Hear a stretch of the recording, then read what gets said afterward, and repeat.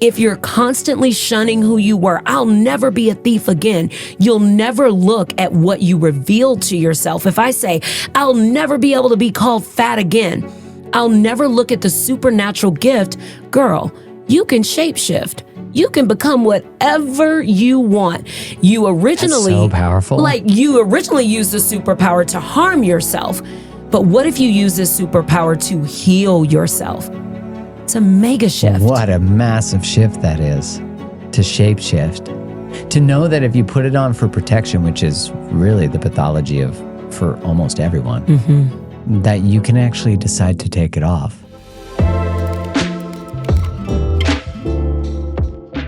Allyson Byrd, it is my great honor to have you back on the podcast, so welcome. I'm so excited to be here. Last time we did this was via video during the pandemic, and to be able to be in person and our friendship, relationship have grown so much since the reintroduction that we had. And I told people the first time we recorded, and if you didn't listen to it, the episode is church. It's amazing. Everyone Episode number 111. Of course. I remember when you pointed that out, I'm like, of course yours is 111. And how serendipitously you were brought in my life before I ever created anything, any blog, anything, and then brought back into my life later to be a guest on my podcast. It was such a full circle moment. So this is another circle. And I'm just excited to chat today.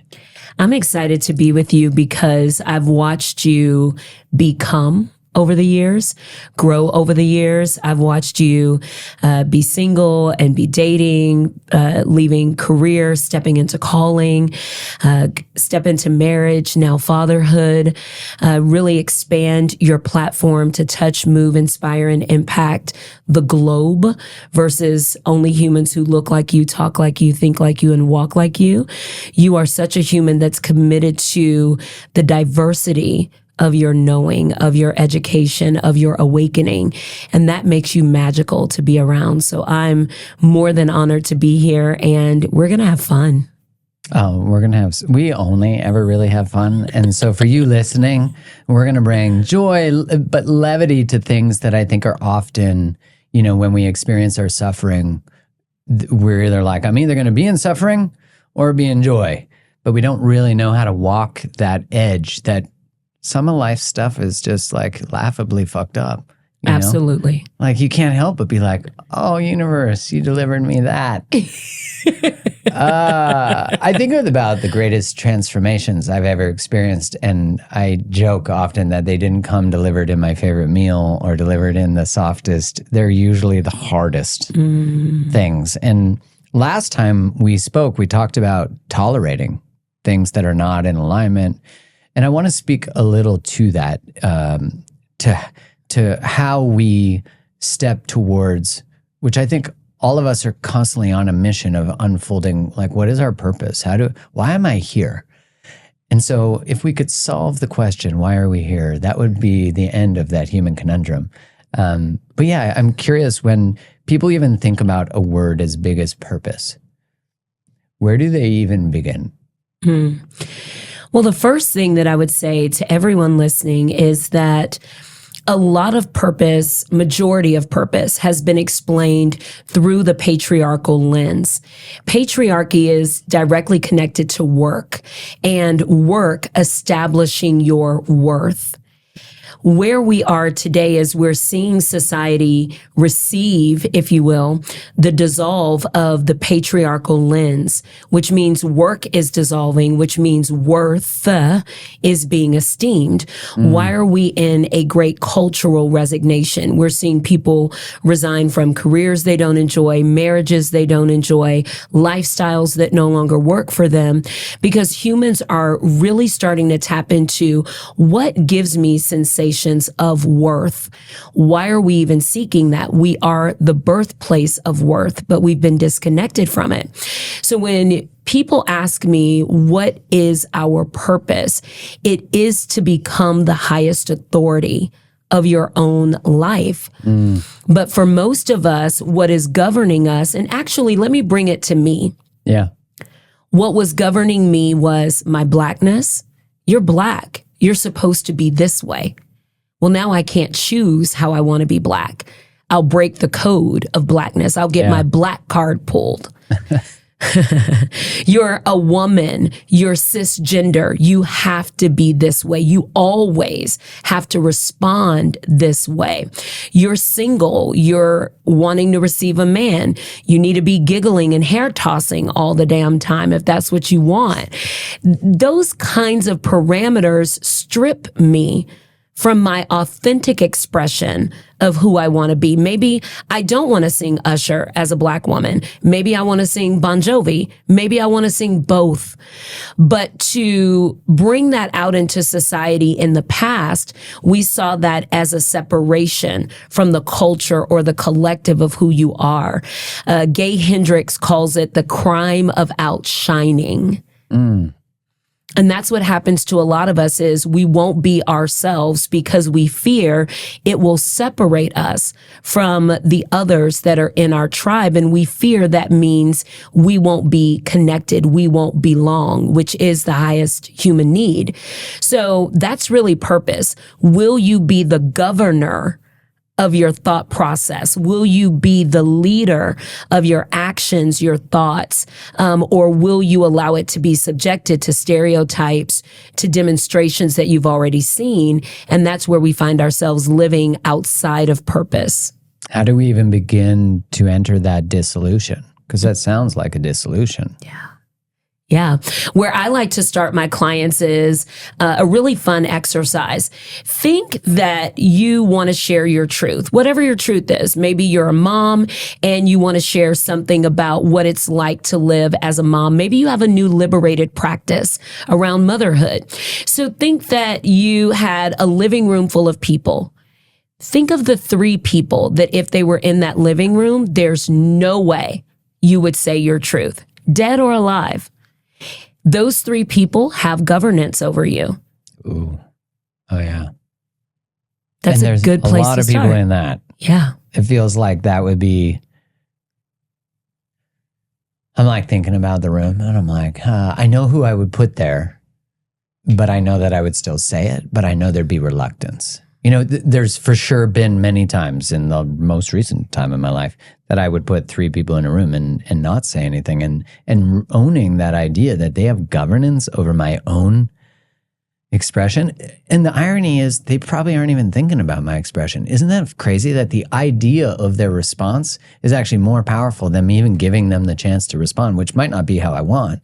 If I know 3 people are in a room and I'm like, shit, they govern over me, how do you reclaim that? That's a great question. The first thing is accept it. Just accept it. If you're listening and you're like, I'm on team don't like, can we unlike this? It's very easy to want to rebuke what is about yourself. To get defensive about it. Yeah. And so for me, an example was my mother. When my mother was on this side of heaven and I began to, she ascended, for anyone who is new to my story, she ascended, passed away, died in 2015. However, when she was on this side of heaven, for my mother to know the type of revenue that my company created wasn't the most healthy because my mother grew up on not enough, raised us on not enough. So the moment that she saw any surplus of income, it meant, I need it, I want it, let's spend it, let's find something to consume.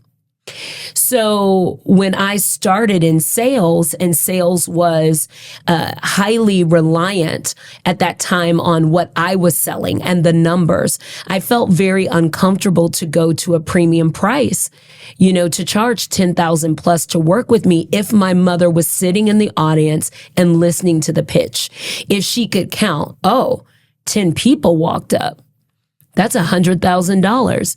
How many, you spoke 3 times this month. Did you make $300,000 in your company this month? I felt restricted. And quite honestly, I didn't accelerate my pricing into premium pricing until her ascension. Wow. So the governance that she had over your ability to charge what you were being called to charge. Yeah. Wow. There's a book that was recently written that came out that went I mean, it hit New York Times real quick, and it was called "I'm Happy My Mom's Dead." Yes. Yeah, and Yes, I've she seen talks about that, like the control that had over her. I mean, she didn't write the book till her mother passed. Yeah. Why do you think we wait? Like, why did you wait? Like, what do you think the resistance would have been? The desire to belong invites us to answer the question, where do I fit? And that's really why we don't necessarily want to disrupt, why we don't want to tell our story. My story had so many connection points to other people who weren't processing and alchemizing at the speed in which I was. So when I tell a story from my lens of alchemy and they're sitting in the audience, then I feel conflated and stressed by that. I think a lot of us want to tell a story that's fair. Yeah, that's true. And all parts of our story haven't been fair. My dad left my life when I was 4, last time I saw him. I was 12, last time I spoke to him. I'm 46 today. It used to govern me, that abandonment. It ruled over me. Abandonment had a seat in those 3. So now it's my mother's relationship with lack. Now abandonment takes a seat. That's not a person, but it is an emotion that had authority over me. You're leavable. You're unlovable. You're unlikable. And so that energetic stripped me of certain courage and confidence. Now I'm putting people pleasing and placating into my offering. Please don't leave me. Please don't not love me. Please don't tell me my work isn't good either. That's a lot of pressure. And that then can put a cap. I know it did for me. It put a cap on the caliber of client I was willing to receive, the contribution I was willing to give, and the cash flow that I was willing to accept from the cosmos for the offerings that I was putting out into the world. I then made that strategic problems, but they weren't strategic problems. They were problems with my significance. So at the baseline of what was showing up strategically or in the outcomes you were getting was actually a deep-seated belief or governance that was occurring unconsciously that was holding you back from fully owning, stepping in. And I think about that from a relational perspective too, right? Like how if we're afraid of being left, we can never fully stay. We can never fully open. And so it prevents us from ever experiencing abandonment, but we actually are living in abandonment. That is always such a mind fuck to me. You know what I mean? It's like the very thing we're creating, a fearing is the very thing we create. Yes. And then we look at the circumstances of our life and we blame the ghoster, we blame the cheater, we blame the person who leaves us, which don't get me wrong, there's accountability, of course, not minimizing that. But there's still a external expression of an internal process. I always think of like the betrayals I've experienced in my life. I can always, 100% of the time, trace back self-betrayal first. And you only end up in those external betrayals because of self-betrayal much earlier. And I think when we can own that level of radical responsibility, which you're talking about, this level of like, that has governance over me. I think about how many people don't want to share what they might truly feel about something because they want it to be expressed in a way that no one will be reactive. Mm-hmm. But I'm like, man, you could be a master of language and never possibly ever get all the words right to accommodate everyone's experience and circumstances. But I think about that, like what would have a seat at the table then and has had a seat at my table that I don't like thinking about is the imaginary troll on the internet. Like not even a real person, maybe a bot actually. It might not even be a real person. Isn't that actually wild? Like for every trauma wound you have, there is a bot for that. I think that's just like, it's like perfectly designed by the universe. It like codes what words you use. They send it in and your wound is like, I guess I got to stop. So at what point do people change? Like how do I go from being governed externally versus, I love how you were saying that if the structure of patriarchy, not men, but the structure of patriarchy, I think that often gets confused. It does get confused a lot, yeah. Yeah, so in the structure of patriarchy, that you're rewarded for work, but now we're creating worth. Mm-hmm. So we got worth from work and now we're creating worth from self. Mm-hmm. So how do I go from Because we're likely living in that pivot or in the space between. How? I'm so excited to answer. Yeah. How? I'm like, yeah. This is really fun. This is where grace comes in. Because this is where we recognize, wait a minute, what I've been considering a deficit is actually my destiny. See, when I melted into abandonment, rebuked it, to rebuke something is to shun it, to create shame, to exile it. So if I rebuke the part of me that was abandoned, well, that's a lot of Allyson. What I want to do is withdraw the sting. And now I want to understand, why did abandonment come to me so early in my reality? It met me at 4. Holy smokes. Yeah. Well, then I get to take time and I get to unpack when I take the sting out and don't make it about me, but make it about my destiny. Abandonment came to me at 4. Let me take a look at where abandonment meets other people along the road. Well, now suddenly I am incredibly qualified to talk to majority of the world. Because humans are always asking 3 critical questions. Do you see me? Do you hear me? And does what I say matter? Those are all questions of sticking around. Will you stick? Well, the fact that I had to learn how to stick without demonstration, or I had to seek demonstration beyond my normal village. Or another way to say that is, I had to find other sources of demonstration and lose the anger that it wasn't my father. Tell me more about that. Those are all ways to alchemically process what has occurred in my life. So when you said, how do we change it? The first change has to be that you need to change it. The first change is all things work for me. So if I was abandoned is for my destiny. When I withdraw the sting that my dad left me, then I get to go, oh, abandonment is here and it helps me be stronger today. How does it help me be stronger? Well, because I know what it's like to be left. I work with entrepreneurial leaders that are building 6, 7, 8, and 9-figure organizations. What is a great fear of entrepreneurship? I will be exiled. I won't belong. I won't fit. I get to work with entrepreneurial leaders to dissolve those energetics of I'll be abandoned when I speak my truth to power, when I write a book that has my truth to power. Hell, when I just write a blog on it. And the fears that come with that, which are significant fears in a society that is primarily digital now, more than it is in-person engagement and interactions. That's a really potent tool that Source gave me, and gave me over 40 years of practicing with it. That's an interesting perspective, that you've been playing with the material for 40 years. 40 years.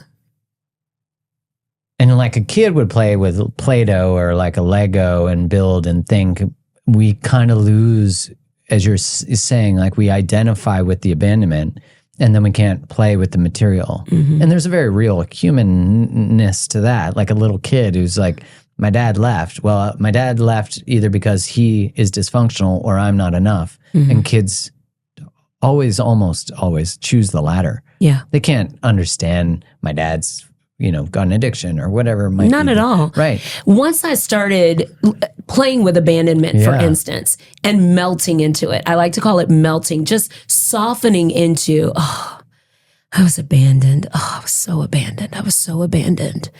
Well, let's take a look at that. I was raised with aunts, uncles, cousins, my sister, my mother was deeply present, my grandparents. So my dad did leave. That is true. Now let's just let that be true. Mm-hmm. Well, now let's take a look at the years. I was born in 1977. 4 years later would have been 1981. Let's take a look at 1981. The average household, the average Black household in North America was under $15,000 for the year. For income? Mm-hmm. the ratio of Black men going to prison versus being free, where do you think was higher? Which means it was prison. Yeah. Which means fear was intense, which means I can just think, what was my father feeling? This wasn't about a 4-year-old little girl. This was about him and his own shaving away of his destiny, his perception. I imagine that he didn't necessarily think he had a lot to offer. That changes things. Mm-hmm. Now, someone can say, well, you're just making up a story for him. Well, I make it up that he wanted to leave me. He never told me that. Right. You made that up. You might as well make up a good one. Might as well make up a good one.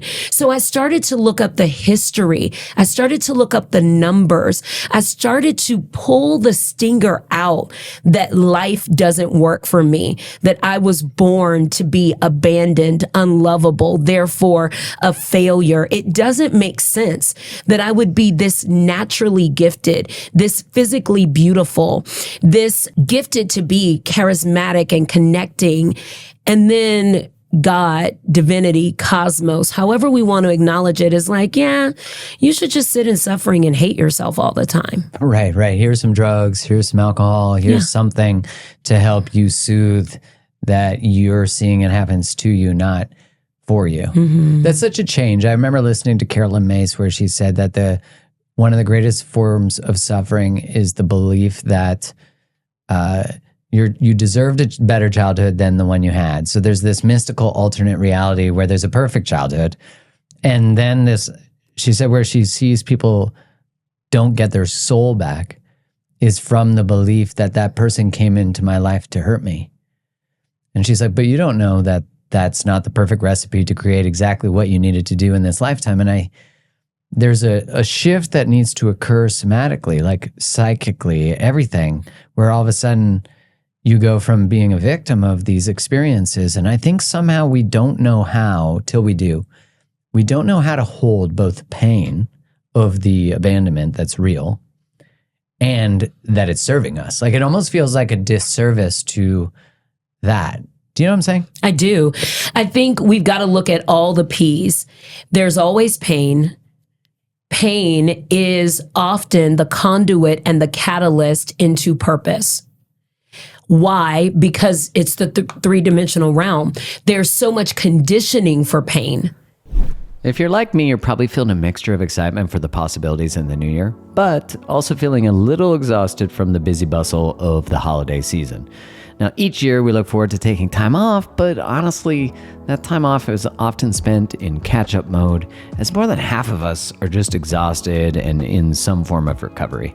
Our nervous systems can be taxed by interactions with family and friends, travel, cooking, shopping, wrapping, losing the consistency of our daily schedules, and so many other reasons as we step into the new year. Now, the problem is that when we're focused on relaxing, we're doing it by zoning out with our phones, social media, streaming, and other things. And I'm not making those things wrong, but it doesn't really help us relax. We just think it does. There's a better way, though, to bounce back and get the energy that we're looking for to start a brand new year and a brand new vibe. And for me, I've been regulating my nervous system in just 5 minutes every day with a breathwork practice on Open. When I incorporated a breathwork practice into my daily routine, I could tell that my nervous system was more regulated and I am better adept at handling anything that comes my way. Now, we all need breathwork in our lives. Breathwork studies show that simple, quick breathing exercises can help us realign ourselves faster than meditation alone. For me, I've been regulating my nervous system in just 10 minutes every day. And this is why Open is your best friend. I've been doing their 10-minute breathwork practice called Bounce Back. I've been able to kick back into gear and feel the energy I felt before the holiday season started. This practice helps me get into a resilient and ready state of being by elevating my energy, increasing my lung capacity, and allowing me to focus on releasing the things that are weighing me down. I feel lighter, more energetic, I have less anxiety and stress, and Open has a ton of these awesome practices you could choose from based on the time that you have and what you want to dive into. They're quick and easy ways to get back into a state of nervous system regulation. So give your nervous system the best chance to truly be New Year, New You. It's a great resolution that is actually really easy to stick to. Get 30 days free by visiting withopen.com/createthelove. Again, that's 30 days free by visiting withopen.com/createthelove.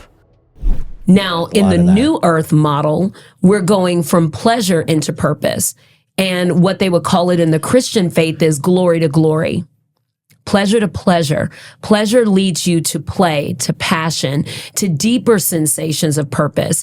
As long as pain is your conduit and your catalyst, then you're always going to return to pain as your fuel for your creativity, for your imaginal activities. You're going to be looking for, where can I be hurt next to give me that thing? But if you can turn it around and give yourself permission to tap into pleasure and learn pleasure, I'm currently learning it. I'm teaching myself right now to laugh 10 seconds longer. I'm like, ha ha, And like keep it going, because I lived under so much stress building my business, I lost my ability to laugh. And instead, I would just go, that's funny. I would announce that it was funny, but I couldn't laugh. Now that I've really tapped back into my body, I have found that my laugh comes, but it's untrained and it's afraid of being judged. What if I laugh in a way that somebody looks at me and goes, okay, that was weird. So now I've really been practicing, like, how weird can I sound? And does it effing matter?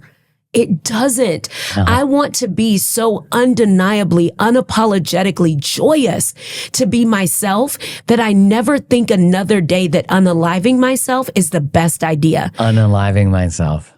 I've had too many days where that thought descends onto the shelf of choices for me. And I'm like, maybe I should. I don't want that anymore. That governance, right? It's like, I like that word, because it's like we are being externally manipulated, which makes it sound like we're a victim of the external, which I don't want to embrace that, because it's not true. It's like we're choosing to participate in these unspoken, often, agreements. And we're not getting, what did you say, alive? Like we're not experiencing the aliveness, like unalive. Yeah. Like think about how, if you're listening, watching, like how many days have you not let yourself be fully alive? And I think of all the people in jobs, in relationships, who have turned down their light in order to keep their poop in a group, to like, you know what I mean? Poop in a group. Right. Hashtag poop in a group in your comment about this episode. But it's like, to me, that is the norm. That tends to be, it's like, if I come fully alive, tall poppy syndrome, this idea that if I get too bright, Gay Hendricks, you were saying his statement. Yep. And it's like, I might melt away all these things. I'll lose them. But it's like, if joy burns something down, like that just means more joy is going to come from it. Although it's like you can feel brought alive by, let's say, leaving a job. But then your world is not, it feels like it's not brought alive, because now there's chaos and there's loss and there's grief. But we don't see that it's actually working for us to produce more of a regularity of joy. Does that make sense? And it was, Kurt Cobain actually who taught me this principle. Damn. And I was in meditation one day and I kept feeling these sensations, and I started writing it down. And those of you that are listening that are healers and mystics, and you practice your psychic ability or your clairvoyance, you'll know what this experience is like. I was in meditation and I just start hearing this dialogue around unaliving. And I started hearing, they're unalive, they're unalive. And I said, who? And I started writing down these pockets of people that are walking around alive in their bodies, but unalive in their souls. And I said, who are you? He said, my name is Kurt. I said, what's your last name? Cobain. I had to Google it. I never listened to Nirvana in my life. Oh, wow. Yeah, I had no idea. I was like, It was white music. Yeah. It was about as white as you could get. What's a Nirvana song that I might know? Teen Spirit was the album, I think. Oh my God, their Unplugged album on MTV is so good. Is it? Smells Like Teen Spirit was, I believe, was like a hit. Their biggest. Was that before the deodorant came out? I don't know. Was it like because of them that the deodorant came out? I actually never looked up why it's titled that. But that whole album, it's like a baby floating in water, a naked baby, I think. It was like a prolific album. That's interesting. I don't know. I haven't listened to him in so long. I'll have to go back and look. But the energies came forward for me, and it was one of the most beautiful experiences because I asked, do you have anyone else that wants to speak up about this? And he said yes, and he brought me Kate Spade. Oh, wow. Who committed suicide 4 years ago? Right before the pandemic, I know. Yeah. And for those of you who may not know who Kate Spade is, she created a gorgeous handbag company that became accessories. And she found this really great middle of the road lane from like a Louis Vuitton, a Tom Ford level brand, and maybe something that's, an everyday, like a Donna Karan or something like that. And she found this great middle of the road. Then she sold it. And then the company went on to sell for more. And there were a myriad of things that came through, but she chose to unalive herself. Pressure. What we are recognizing is that work dissolves any energetics of worth. It just does. How does work, what nature of work or what characteristics of work would be that type of work? When you do something that causes you to erase yourself to do it. Yeah, I feel like I'm just coming out of that, which is ironic because that transition where it was actually I left a self-erasure experience of being, at one point, being a farmer rep was like, this is amazing. I can't believe I get paid to do this. This is unbelievable. And then it was like, ooh, I don't want to get paid to do this. I want to get paid to do something else. Yeah. And then I came alive and stepped into authentic expression. And then, I know you've witnessed this whole journey, you're part of it. But then who knew that the thing that brought me alive would eventually be the thing that required self-erasure? Yeah. And that was hard for me to negotiate in my head, that like the thing that I thought was going to be the future destiny intention had to be this. And it was like, universe, soul was like, it's not that anymore. It's something like that, and it has to do with that, but it's more than that. And I'm like, wait, what? But it had to fatigue you because you were fatiguing the pattern of being a martyr. So that was really what came with you. You liberated yourself and packed a bag of your old shit and brought it with you, which we all do. Yeah, that pattern of abandonment that you've been playing with for 40 years, I was playing with martyrdom, victimization, I'm not chosen, no one chooses me, no one picks me, I'm not lovable. It got amplified through that whole journey where you build up this thing and celebrate it, right? Like what a perfect thing. I think of Carolyn Mays said, if you're afraid of being abandoned and I was your angel, I'd have you fall in love with someone who told you they're going to stay forever and they'll leave you after 3 months. And I thought, like what a thing to be feeling like you're in purpose, to feel so alive in that, and then be gifted another direction that, will you actually answer that? Oh, you still have some things to process. But it's always those prolific moments where someone delivers you a universal, for me, kick to the soul nuts. And it was you who did that. We were sitting in a coaching session and you said to me, this is why I love you. This is why, by the way, everybody, you should always keep people around you that tell you the truth no matter what. Like the kind of truth that liberates you but shakes you.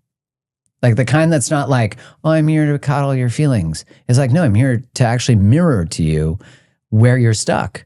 And he said to me, oh, you have quite a bit of martyr energy in there. And I remember immediately, I was like, oh, I do. Like it was... Because all of a sudden, all the dominoes made sense and all the plays made sense and all the ways I was orienting to my story made sense. And I could have been like, no, I'm good. But I knew that you were gifting me a reflection that was actually for my highest good. And I remember experiencing that. And you said that, and I've shared it on the podcast in a solo episode, but you said to me that martyrdom is a siphon for abundance. Because you can't actually be in abundance and be a victim. Like it's impossible. And I was like, wow, it's so true. Mm-hmm. And here's the thing. You can have money. You just won't feel like it's enough. because the martyrdom is siphoning away your vision, your ability to actually see the abundance that's all around you. And then you'll start to redefine abundance based on what's absent versus what's present.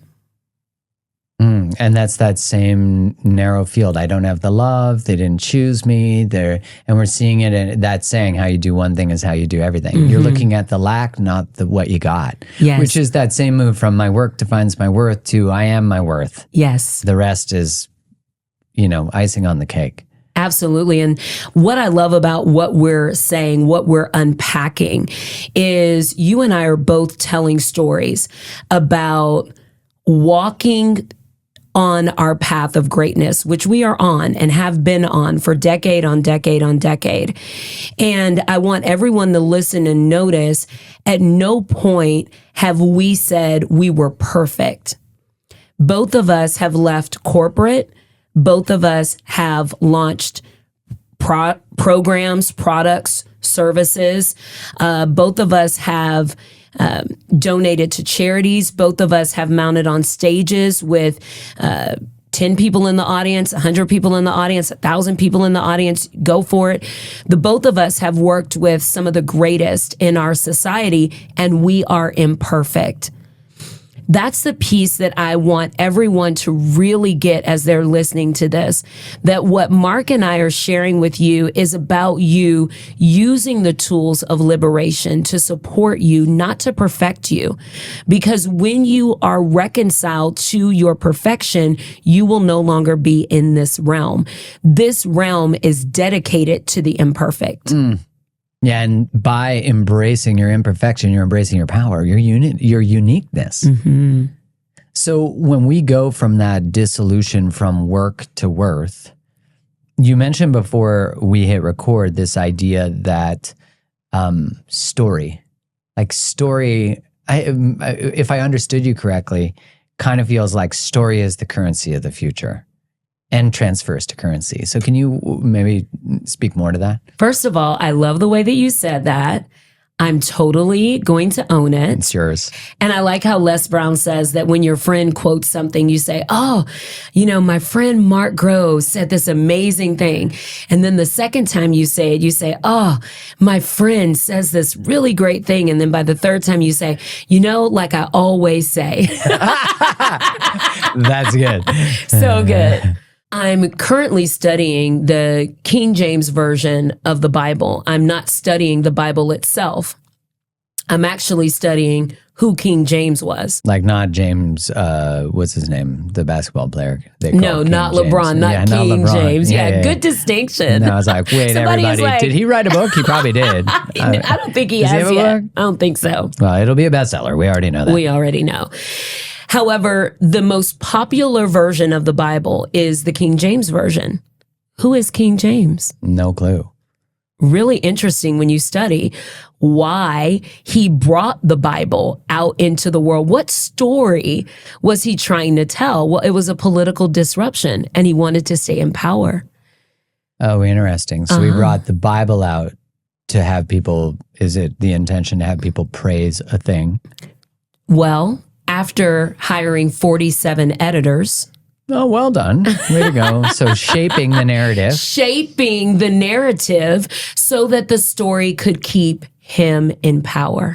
So that's the most popular version of... Most popular version. Is that the one that essentially people quote to other people? All the time. Those editors, they were good. They knew exactly where to...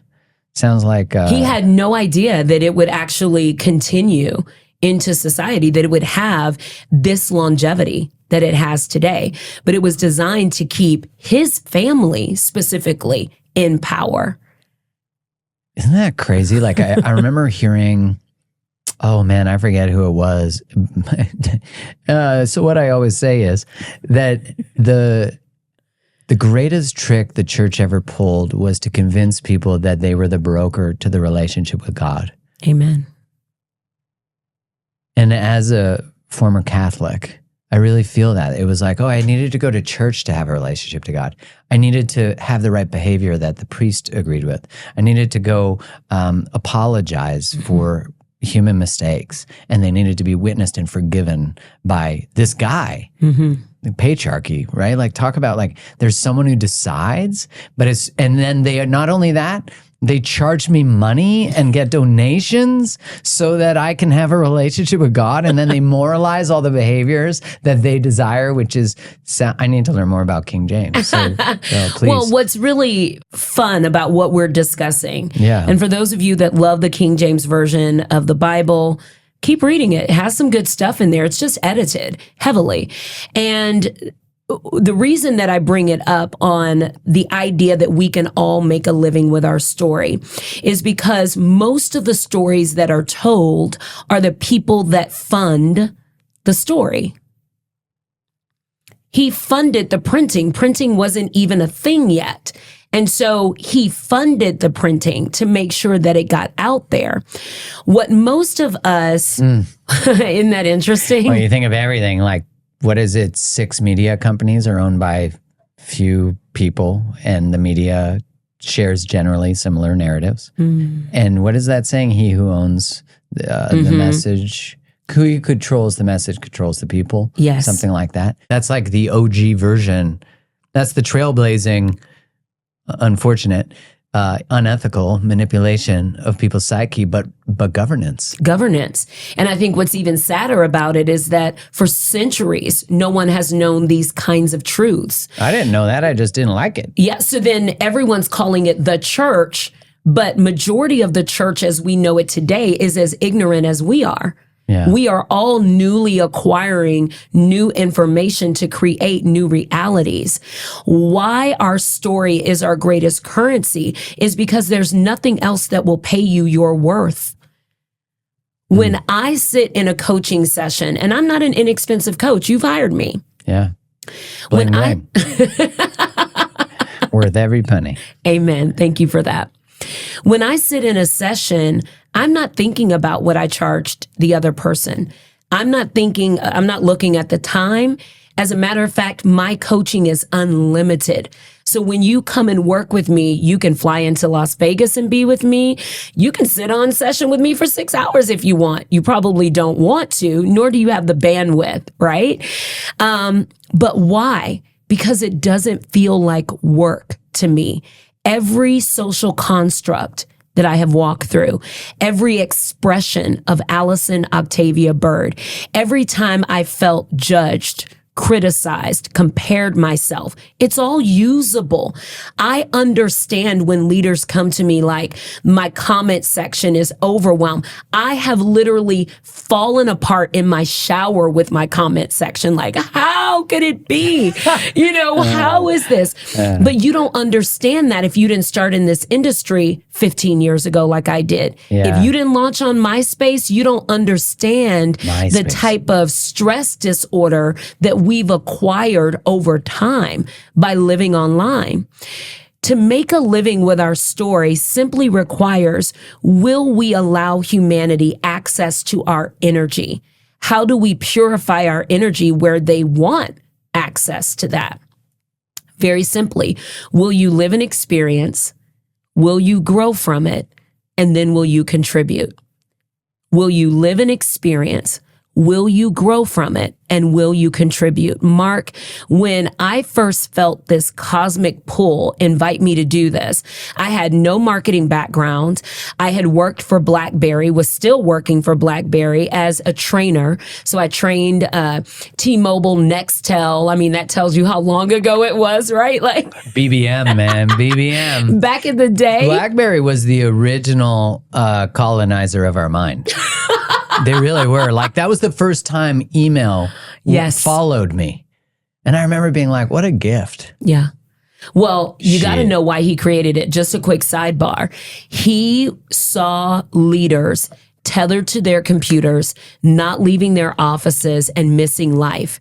He had an idea. I see the what if I intention's could good. give this mission-centered person? So he had no idea, just like King James, that it would ripple into the future in the way that it has. Huge. It was really a high-level, heart-centered intention. And I have always loved telling the BlackBerry story because it was so heart-centered. And it phased out very quickly because it was so heart focused, I think. Interesting. Like it couldn't continue because it was too heart focused. At what had occurred. Yeah, I think when the intention is more extraction, then instead of more connection. And I heard on a podcast, Mark Zuckerberg talking about how like his core ethos is human connection. And I'm like, bro, maybe, but it's masquerading as a lot of other things. Like you might need to clean it up. I trust him for what he says. I trust everybody for what they say.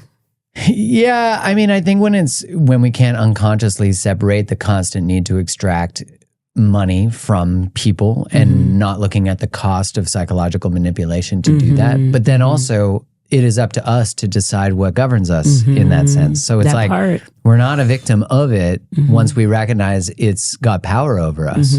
So as you're in this journey being called, how do you... I want to tell you what happened. What does the leap look like? Well, first of all, your initial leaps feel like they're massive and out of a plane, but I was really suiting up and going to the curb, and jumping off the curb. I'd put on my whole skydiving gear and go right out to the curb of my house like, oh, I'm ready to leap, God. I landed. I did it. Okay. What was the first leap then? The first leap that I got invited into, because I truly believe that when we start to make a living with our story, our life begins to unfold with magical ease for us. I had this daydream memory of my mother selling Tupperware. And what she would do is she would call up a friend, hey, selling Tupperware, will you gather the ladies? And they would gather them. They'd have charcuterie wasn't a thing at the time, right? So you just had a sausage and cheese tray with a fruit bowl on the side. And so they would gather and then they would sell the Tupperware. And then the host that was there would get a free Tupperware set. And then my mother would make a percentage. When I had this memory, I thought, I didn't understand programming at the time, that when humans are programmed to do something, they'll auto do it again. I just knew, well, that seems to make sense. So I called a couple of girlfriends and said, hey, would you be interested in gathering 8 to 10 women? I'll teach and then I'll sell my coaching package. My coaching package was $695 at the time. Mark, I started selling an average of 8 to 10 per weekend. Wow. Per weekend. So your T-Mobile salary or your BlackBerry salary, goodbye. Yeah. Blown up. It didn't require that I was a marketer. It didn't require that I knew ad strategy. It didn't require that I had an assistant. It didn't require anything other than, will you show up? Will you tell your story? Will that story have enough energy in it? And is that energy purified? Did you live the experiences? Receive the growth by withdrawing the stinger. My dad left me. Well, if I'm standing in front of a room and everybody's feeling abandoned, they're like, oh, well, you feel abandoned with us. But if I stand in a room and I say, I have carried a perception that my father abandoned me for over 2 decades until. And they're all like, oh, wait, what? Yeah. What's until? What's until? Yeah. And What'd you do? What did you do? What'd you do? And then how do I do it for me? And how do I hold on to it? How do I stay a haver of that consciousness for myself? Oh, well, I can help you. And you can get it for this level of investment. That is what began to transform my reality. So now I feel like a big part of why I live to tell my story in this modern day is to show people I did it during a very unpopular season. And now that it's becoming more popular, how do we know? Well, we just went through the pandemic, turned everybody to their screens, in my opinion, leveled the playing ground quite a bit for visibility. And you don't need hundreds of thousands of people to witness you.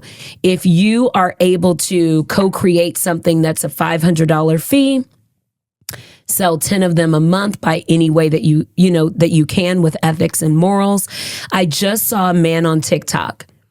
Autistic is how he identifies openly. He has a power washing business, and teaches people how to have a power washing business and make $20,000 a month doing it in their local city. Brilliant.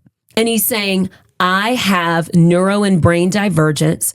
I have a uniqueness to the way my body is abled. I wasn't able to get a career for myself the way that I wanted. And so this is what I was guided to do, and it's working for me. And now I'm going to tell you my story. And anyone that's facing the same things, whether it's financial liberation, liberation in how you show up in the world, whatever it may be, follow my lead. Right. He's making a living with his story.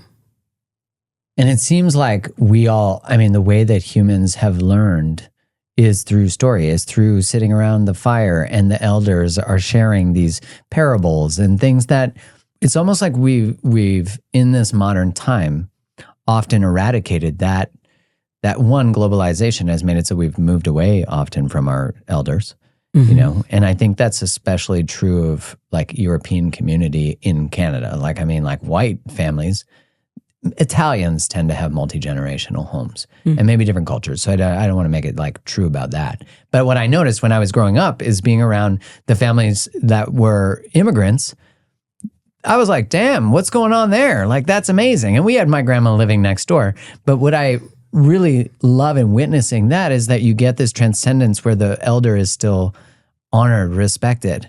And in this moving away from maybe that, like where work is your worth and all that kind of stuff, it also, that type of structure made it so that we weren't sitting around the fire or around the dinner because dad in that patriarchal structure, traditionally dad is working, not home. And that really took us away from each other. And now I feel like this dramatic call to come back together and break bread and to sit with difference, to be together, to hear these parables, these stories that elders share with us. And if we're rejecting aging or fearing aging, then we won't listen to the wisdom that inherently comes not just from our own experience of aging, but my God, the beautiful people who have lived decades and decades, who have so much to teach us. And, we kind of look at it like they're like, you youngsters. And now the other day I found myself saying like, young people today. I'm like, Jesus, I'm becoming exactly that. But I say all of that just in the exploration of the thought of like, story teaches, story inspires. And if you can get paid to be in story, a lot of the limitation that I had starting was that, who am I? Who am I? And I don't have the approved credential that society would give someone to give them permission to tell their story. And I remember governance, again, and we keep coming back to that, is like that was governing me. And then when I finally was like, fuck it, I'm just going to start. And then people were like, whoa, your story, that's my story. Wait, but you've walked through that? Oh my God, I have so much shame. How did you process the shame? And it's like, wow, who knew?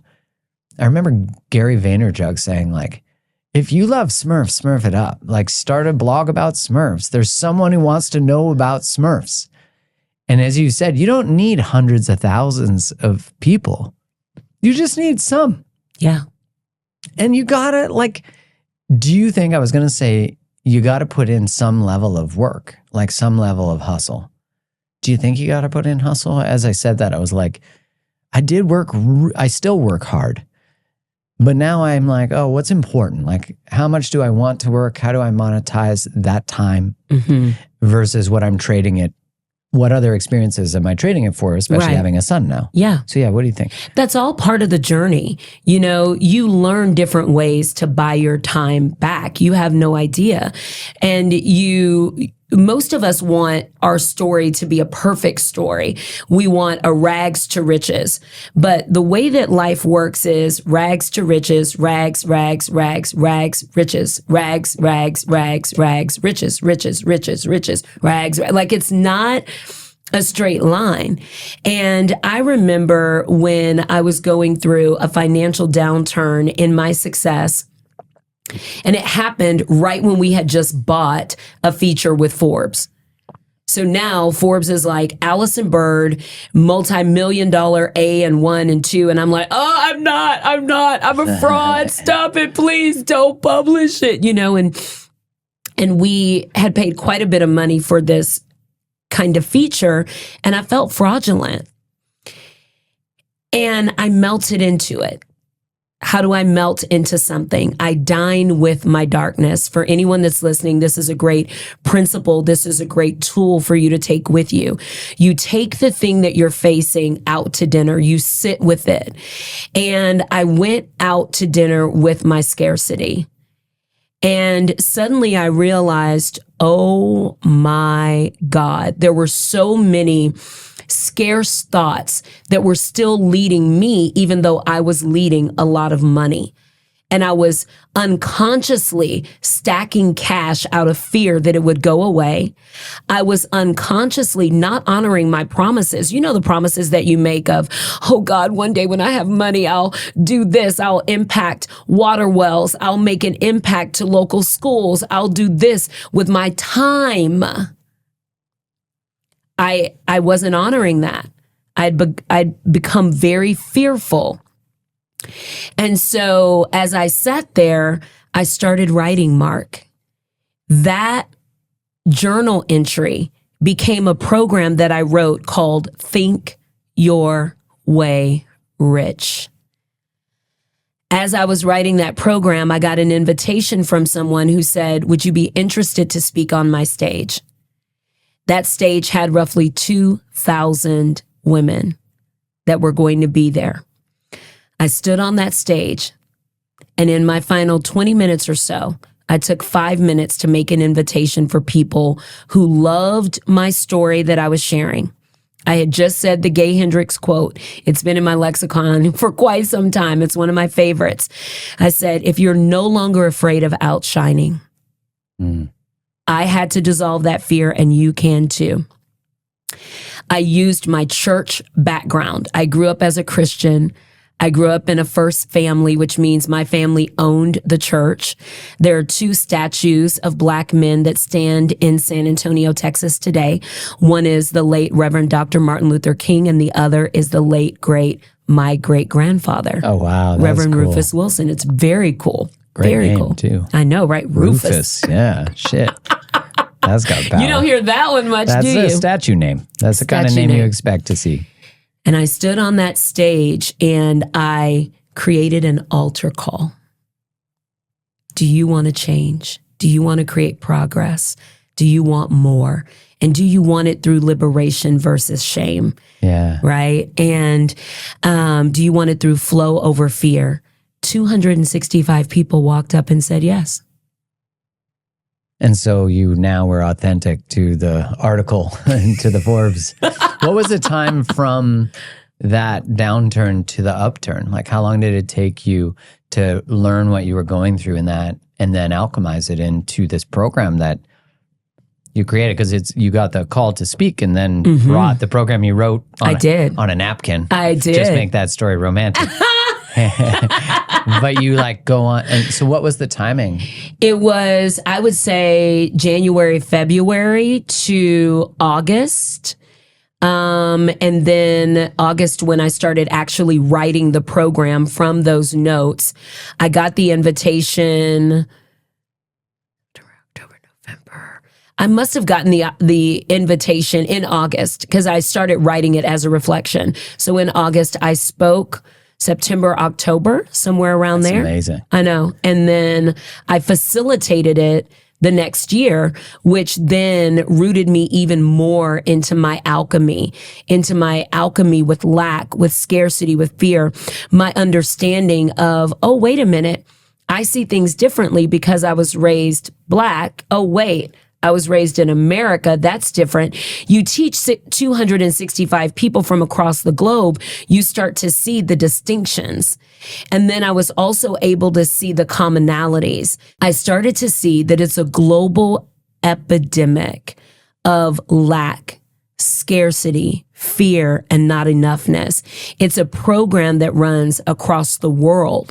And it's not looking for, are you white? Oh, I'm not coming for you. Right. You know, are you straight? Oh, You're fine. bypassed. You're fine. Yeah. Let me go for the Black. Let me go for the immigrant. Let me go for the indigenous. Let me go for the trans. Let me attack them. No, it comes for all of us because it's asking us, do you know who you are? Do you care about what you want? Will you keep praying and not receiving? And will you keep making that okay? And will you live that way until you die?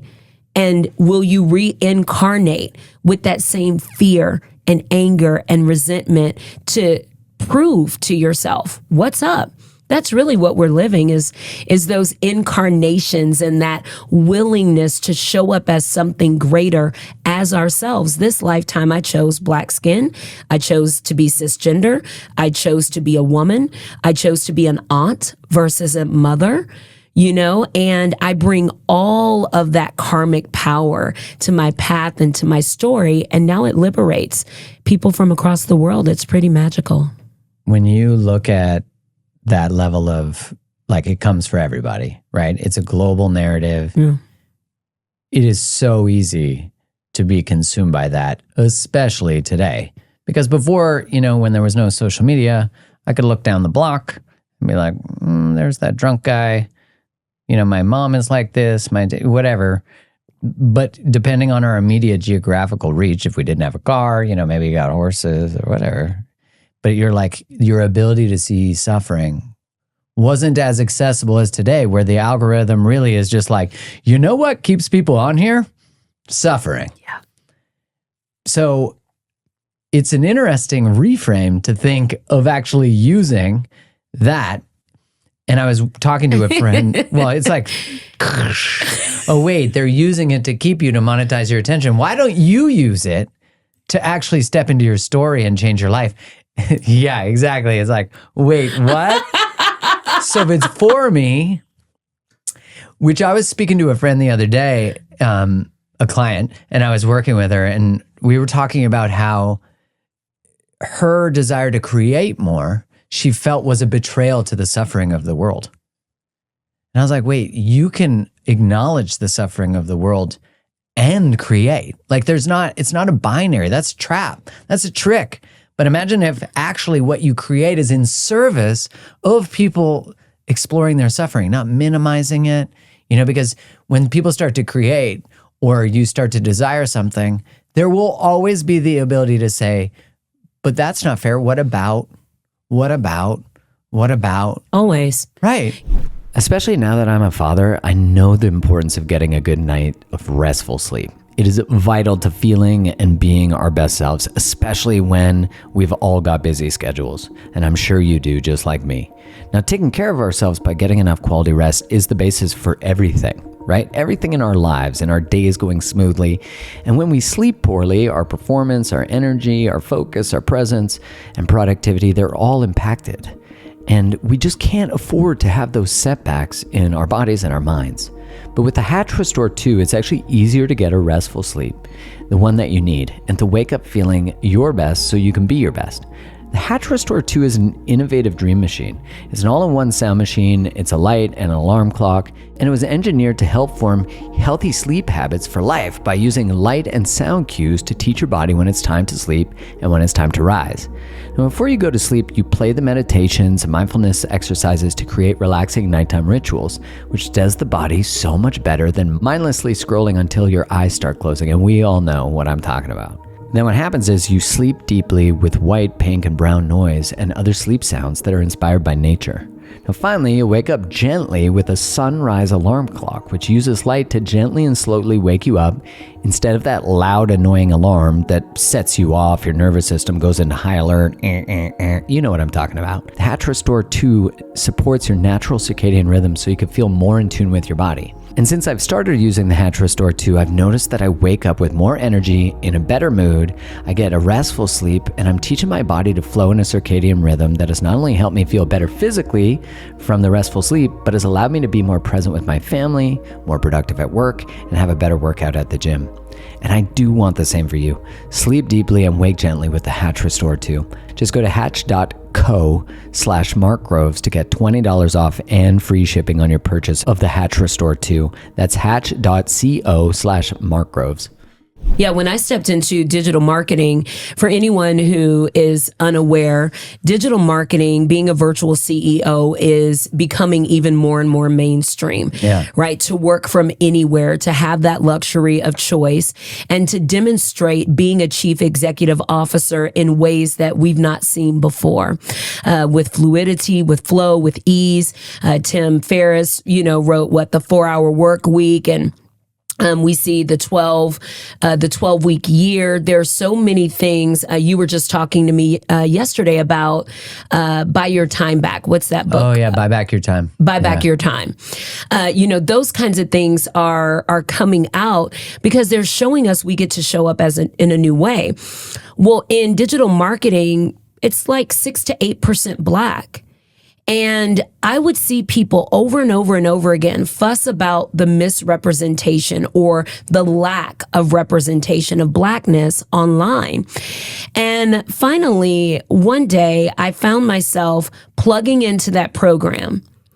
The challenge was, by that time, so many of the people that everyone was disliking were my clients, and I knew their hearts. So when I went to energetically plug in, I would have had to plug in against you. I would have had to plug in against, others like, wait. That awakened me to say, what if the very judgment that I'm witnessing and living and even experiencing, what if it's meant to be in service? What would I do with this judgment? I was like, why does that judgment exist? Like, do I really believe that the people around me don't want to center Blackness? Do they know how to center Blackness? This is how I created belongingwithlove.com, because it helped me recognize, we're at a pivotal time in history where we've never had this much range of information instantly accessible to us. We've never had this many leaders instantly in front of us. And quite frankly, for years, people had Martin Luther King to choose from. So true. Like, there were a lot of other leaders, but mainstream, there was one leader that people could rely on, quote, and believe he was for peace. Like, okay, I can lock in on MLK. So now we've got to help society understand. But a lot of people want to use their energy to be angry, to be frustrated, to stay pointing the finger. And my invitation is, take a look in the mirror, because the only thing that we can ever see outside of ourselves is what we're seeing inside. So I knew that the fact that I was seeing this, burn them down, some part of me felt like I needed to burn them down. What a redirection. Right? And so let's take accountability for that. And why do you want to burn them down? Because they don't know what they don't know. So what if you give them something to know? And what if you do it with love?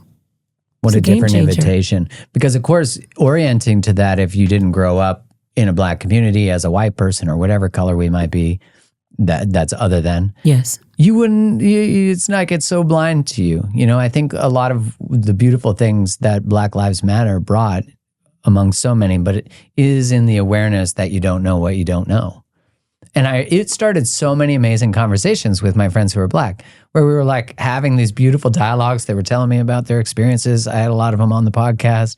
And I remember the first podcast we did together. After it, I was like, I just want to go to Black church. Like, I just felt like I wanted to be in a sea. Because when you speak, I feel like I'm at church. When you said I used my Christian background, I'm like, yeah, that's how I feel. When I was at the first ever personal growth program with you and Lisa Nichols, I was just like, am I in the South? Like, am I at your great grandfather's church? Like, it felt I felt so inspired by that. And I grew up in Canada, and I grew up around Black people, but there is such a lower Black population where I grew up. Yeah. And so when I started to get into this work and go to international conferences, and I'm like, there's so much joy here. There's so much. Anyways, yeah, I hear what you're saying. And I appreciate when you come into conversation from the place of not, there's a lack of, but how do we actually engage in curiosity? Because, of course, my thought would not be like, I don't want to center a Black person on whatever the avenue is. It's more like, how do I How do I help support this? What does that look like? And I think that so many people, there are three things that really lasso the mind, like rip it back into dense reality. And those three things are comparison, criticism, and judgment. And so what I noticed, and I love this, Dr. Joe Dispenza talks to us a lot about patterns. And I started flipping the patterns a little bit because I started going, well, wait a minute. If we have a habit of certain things, what if we stop trying to break the habit and use the habit? So I had a conversation with my unseen team, also known as Cosmic Power, Angels, Guides, Universe, however you want to say it. Kurt. What's up, Kurt? Kurt. And he helped me out a lot. And I said, what if I start noticing what I judge? Will you help me flip it? What if I start noticing what I criticize? Will you help me flip it? So I noticed, for instance, that I would criticize, I'm 46, and I would criticize my arm chunkiness, right? Oh, I don't like my arms. Do I really want to wake up every day and keep criticizing my arms? Or do I want to learn a new style of yoga that strengthens my arms and expands my muscle mass? It's very simple. Mm-hmm. It's like, I really don't want to keep beating myself up.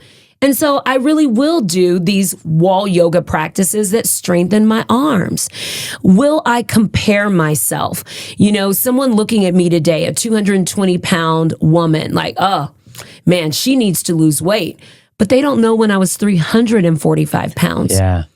They judge my breakthrough without knowing my been through. And that's not fair. And sometimes I would bring the critical eyes external of me, the eyes that don't know what I've been through. So because of that, I couldn't celebrate my breakthroughs. So I was forever panting. Yeah, because they never changed. Yeah, and the finish line just kept moving. Because it wasn't a line that I put in front of me based on my own knowledge of my historical context, of the fact that I lived in food scarcity. So when food came, I would eat it and eat it and eat it and eat it. The fact that I was touched at a time when I did not want to be touched. I became unsafe in my body. So I learned that I had a superpower of shape shifting, and I built a 200-pound body around myself by the time I was 14 years old to protect myself. Yeah. Because it says, don't touch me. If you don't like a chunky body, you probably won't touch me. That feels safer. So when I look at those layers of consciousness, I stopped trying to be positive all the time. It was exhausting. Right. And it's such bullshit. I just couldn't. Yeah. But I was highly critical, and I was highly judgmental, and I was good at comparing. So I just started using it. Where do I compare myself? That's how I discovered, whoever I'm comparing myself to, that's actually my 3-dimensional template and tutor for who's showing me the way. Yeah. Whatever lens I'm like criticizing. What I desire. Yeah, like what I desire. Why shame it? Move towards it. Yeah. Interesting. I like that redirection. Yeah. Whatever I'm criticizing, what's the gap? What is the gap that I'm noticing? Oh, now I can see the gap. What have I done already to try to fill that gap? Is it working? Is it not working? Let's play with it. What am I judging? That probably means I'm the answer. Mahatma Gandhi taught us that with be the change you wish to see. If you look at that statement, it is inherently judgment, right? Be the change you wish you could see, which means I looked at something, I saw the deficit, I judged it, and now I'm going to be the gap stander for that. It's a game changer. Yeah, and I think in a world that shames that pain that you would experience from the wish, right? Like, as you said, now I'm chasing, let's say, that thing. But actually, if you can be with the space that's between yourself currently and that distance, and then you ask yourself, well, what behaviors would get me that? I think because we live in such a time where we're afraid for people to experience any emotional dysregulation, that we don't allow them the pain of that gap. Like I try to protect you from the pain of that gap, but I agree. When you have jealousy or envy, you're really saying, I want what they have. I'm going to criticize them for it, or, whatever the process might be, but I'm not allowing, I'm pushing it away. I'm rejecting it more through that energetic, as opposed to being like, what are they embodying? Who are they being that I actually desire? I used to really envy people and judge people who had a high level of fitness that showed it off because I wanted it. I'm like, oh, fuck them and their abs. And I'm like, oh, I want to cover myself in coconut oil and have some good abs, but by rejecting it or shaming it and judging it, one, I'm not even who gives a shit what they're doing?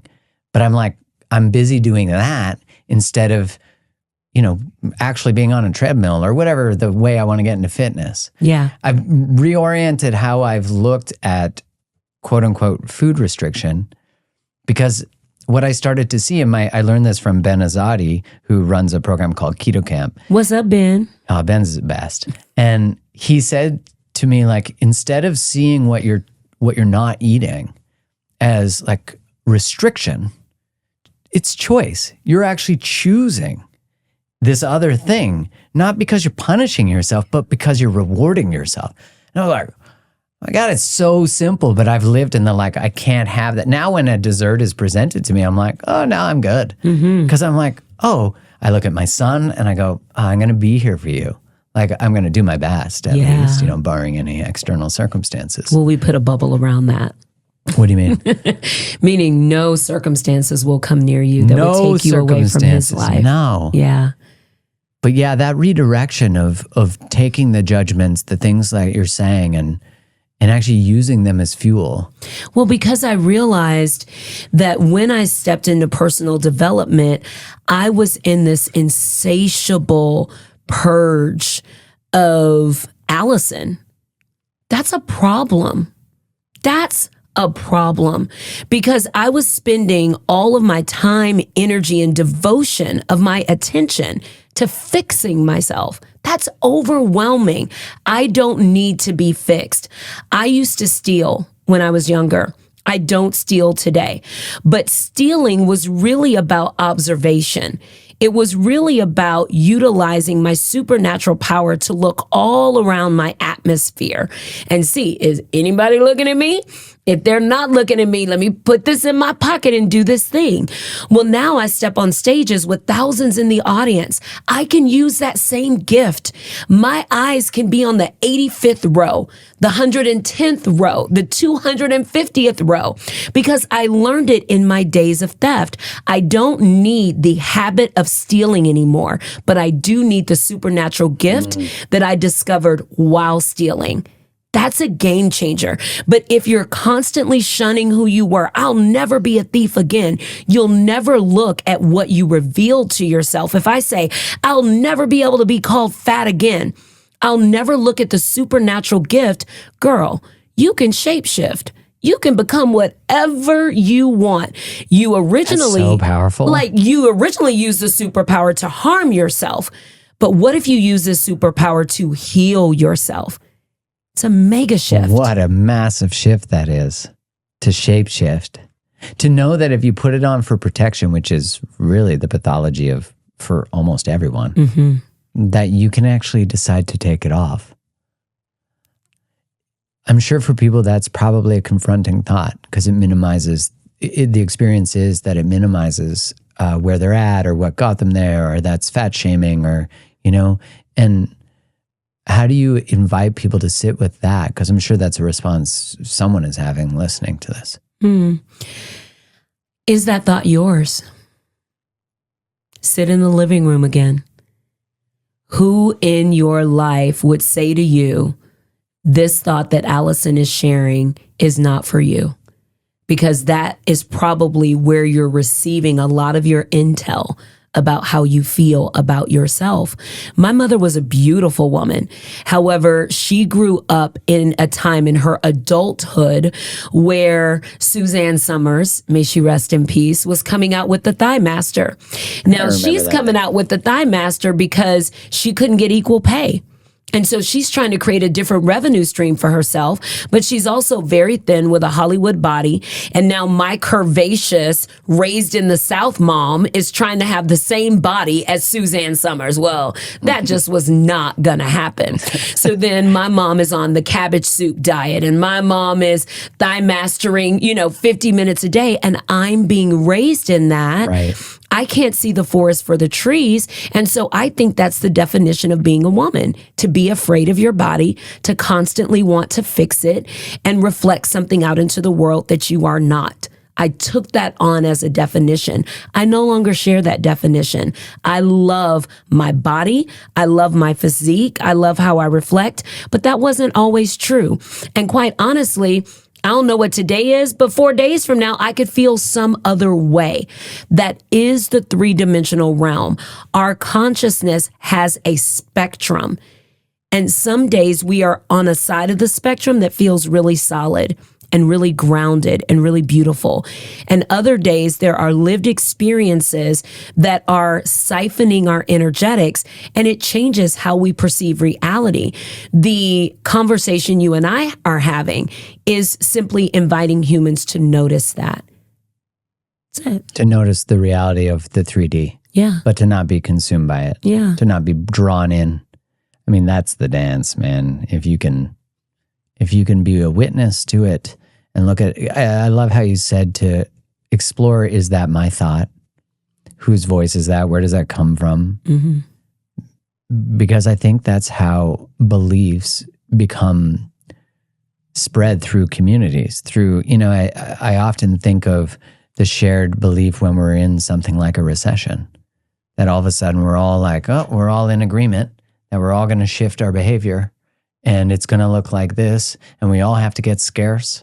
And I think of the people in that moment who become expansive, they clean up, And it's just as simple. Every time. Yeah. I was just listening to an old Neville Goddard audio, and he was talking about wars, sickness, disease, and he was talking in present day in the 40s.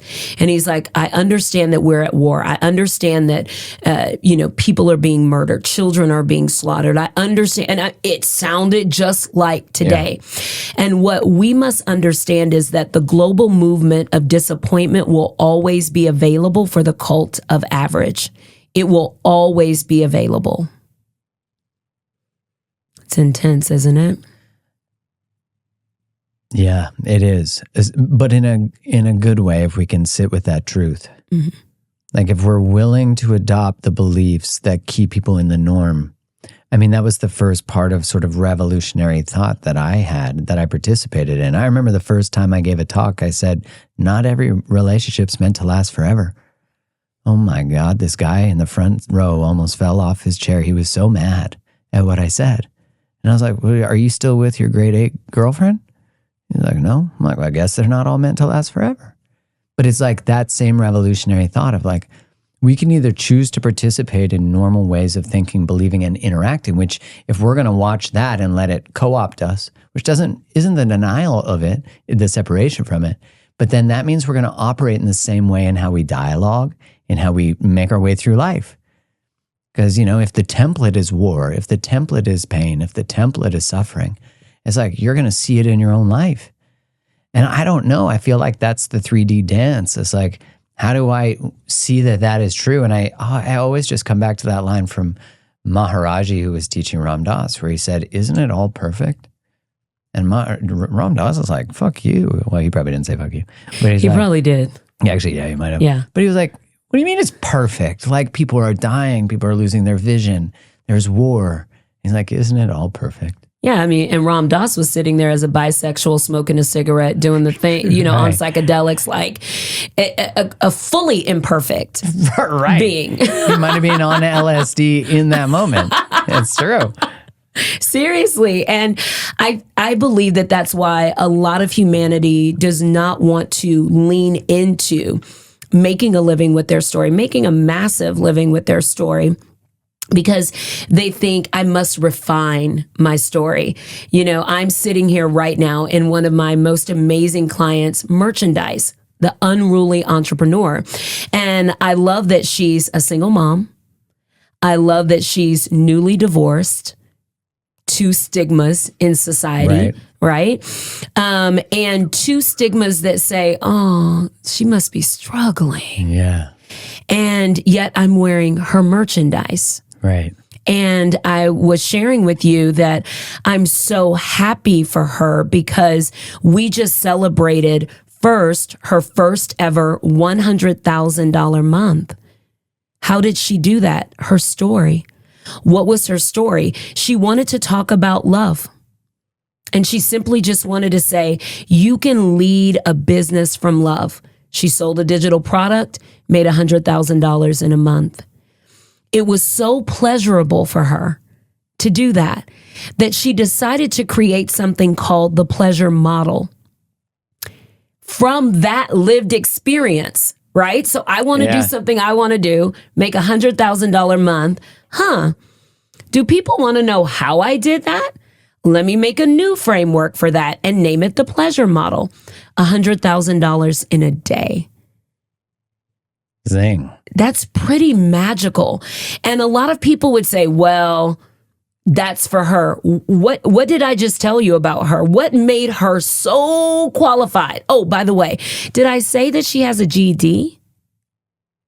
Like, this is where we are, that the average everyday human, even when I was thinking about what I wanted to wear today, I said, do I want to put on something swaggy? No, I want to look like I am because I am an everyday human who decided who is qualified for extraordinary. Seems like it would be me because I've lived a pretty extraordinary story. If you take my mom was a single mom and you withdraw the stinger out of that, she bolstered me for strength out the gate, made me a strong communicator. I had to answer the phone properly, take notes. My aunt was one of the first Black female politicians to sit as a state representative in Texas. I was on her campaign at 6 and 7 years old. Oh, that's so cool. Like making a difference. I was set up to win. By 3 years old, I was in speech competitions, winning against teenagers by 3. By the time I was 5, I had my first business selling penny candy for 5 cents. I had a markup. Oh, shit. Like, you had margin. Don't play with me. Everything around me was evidence for greatness. But all I could see at first was that we stood in line for cheese, that we were raised on government assistance, that I didn't have the shoes that other kids had, that I was chunky by the time I was in 5th grade because I was inappropriately touched at a young age and began to cover myself, that I dropped out of high school by the time I was 15. I started to feel the condensation, the thickness, the density of those truths, and they covered me for a while. But by the time I was 22, someone invited me to a personal development seminar, and I sat in that room for 4 days, and they said, you can be it all, you can do it all, you can have it all. And then they said, now that you're free, after 4 days, they called us free. After 4 days, and we believed them. Yeah, shit, it's true. I'm free. Now that you're free, what will you give to the world from that freedom? At 22 years old, it started me on this path. I'm 46 now. So I live to tell the story. I'm not anything to be jealous of. I'm your evidence. That matters to me, that I can be that devoted reflection of divinity that says, if I can do it, you can do it, and you can do it in your own way, in your good way, in your God way, in your own path of light and certainty. And that's why I love conversations like this, because they really do bring liberation and justice for all who will not only listen to it, but will hear it.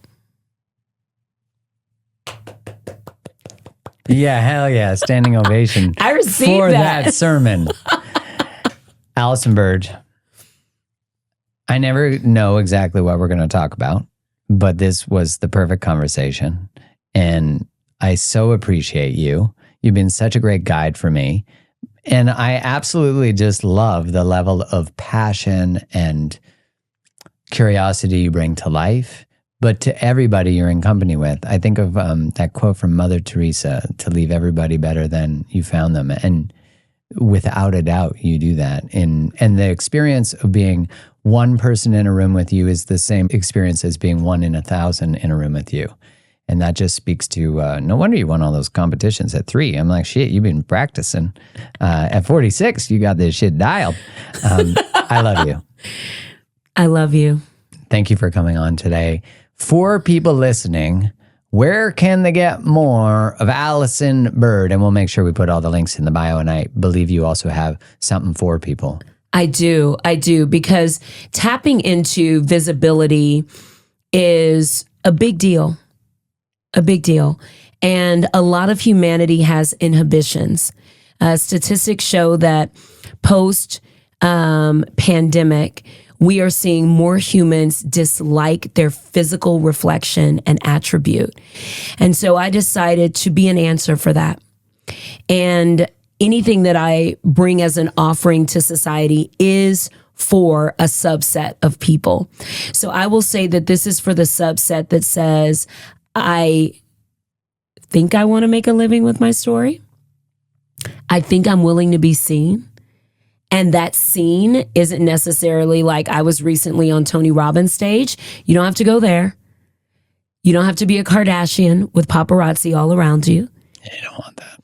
You could be like me in that living room with 8 to 10 people. But that was pretty audacious to call up my girlfriends and say, I'm going to sit on a stool and everybody else is going to sit on the couch. Yeah. I'm going to establish some distinction. And I'm going to make about 7 to 10 grand a weekend doing it. Holy wow. So if that's you, I have recorded these. I call them the magnetism codes. And it helps you tap into being visible on camera, loving the sound of your voice, and receiving that, bringing in more cash flow and feeling safe to do that. So everything that I create now really anchors in the idea that your nervous system gets to be safe in receiving the successes that are inevitable for you. So that's a great freebie that we'll put there. I am a huge Instagram fan. I'm a huge YouTube fan. So if you talk to me on Instagram or YouTube, I answer, all the time. And then I think that's a great way to reach me. I'm a lover, and I came in this world to meet people eye to eye, heart to heart, shoulder to shoulder. If I'm unreachable for you, it's because you didn't come to find me. That's the only way. Enough. Call out. So we'll put in the links for everything. Yeah. Everybody, I hope you enjoyed this as much as I did. I'm sure you did. And we accept the invitations that have been given. Thank you. Thank you.